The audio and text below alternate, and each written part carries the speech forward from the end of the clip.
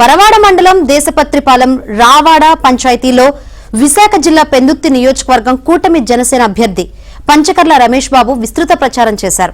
గ్రామస్తులు, మహిళలు పంచకర్ల రమేష్ బాబును ఆప్యాయంగా పలకరిస్తూ హారతులతో వీరతిలకం దిద్ది ఆహ్వానించారు. జగన్ ప్రభుత్వం చేసిన వైఫల్యాలను, ఎమ్మెల్యేల అక్రమార్జన, కుట్రలు ప్రజలకు ఇప్పటికే అర్థమయ్యాయన్నారు. జగన్ అండ్ కోను సాగనంపాలని పంచకర్ల పిలుపునిచ్చారు.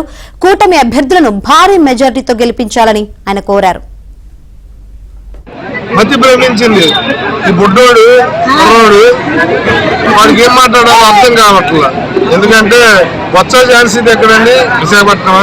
వైఎస్ విజయమ్మ పోటీ చేసింది, ఈయన కడప నుంచి వచ్చాడు అంటున్నారు.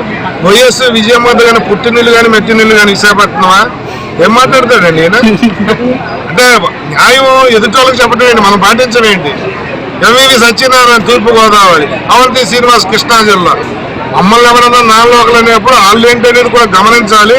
వీటికి ఆన్సర్ చెప్పానండి, రమేష్ వచ్చి ఆన్సర్ చెప్తాడు. చేతకాని మాటలు, దద్దమ్మ కవర్లు.